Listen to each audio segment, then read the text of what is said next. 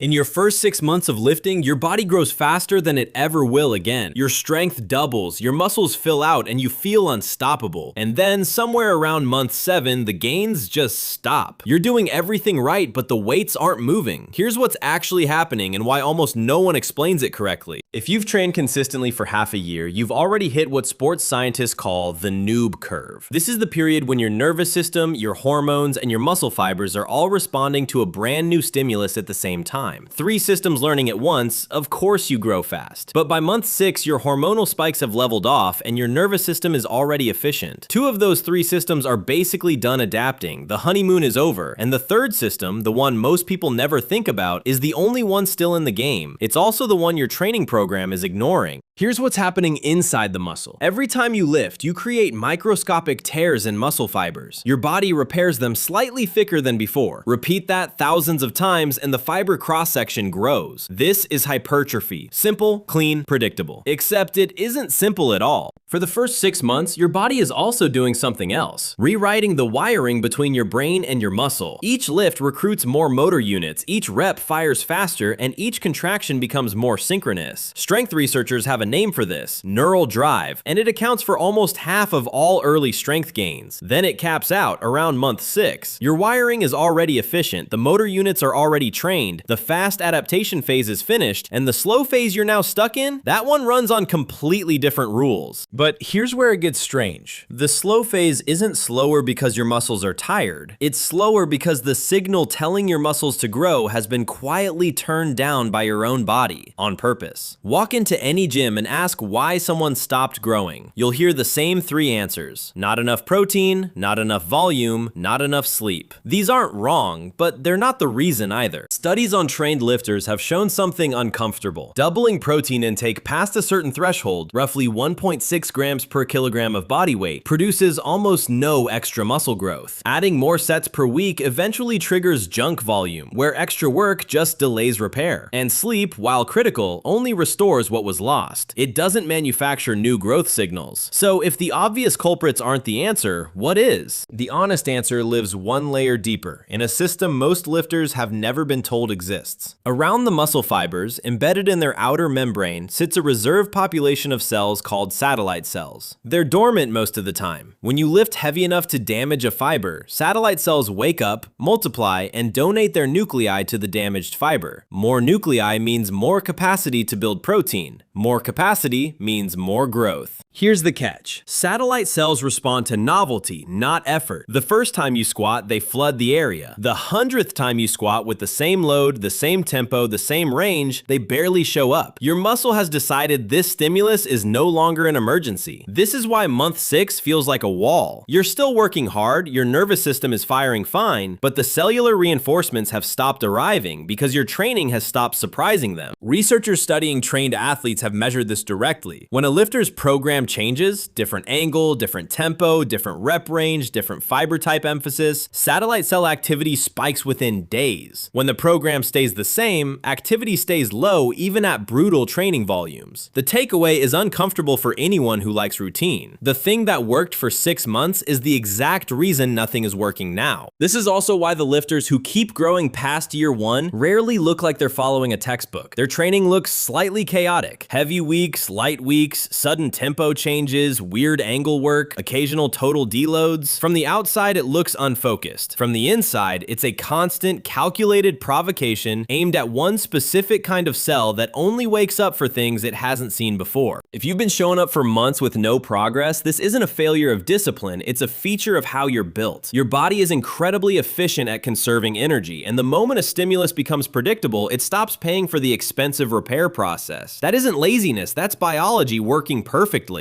Most people who quit lifting quit at this exact moment. They blame themselves, they assume they don't have the genetics. They never find out that their muscle was waiting for a different signal, one their program was never going to send. The wall isn't the end of growth. The wall is your body asking for a new question. So if you've stopped growing at month 6, you don't need more discipline. You don't need more protein. You don't need to grind harder. You need to stop being predictable. Change one variable, the angle, the tempo, the rep range, the order, and watch what happens over the next 4 weeks. Not because the new movement is magic, but because somewhere inside your muscle, a population of cells you've never thought about will wake up and start showing up to work again. That's not motivation, that's mechanism. What did you change the day your gains came back? Drop it below.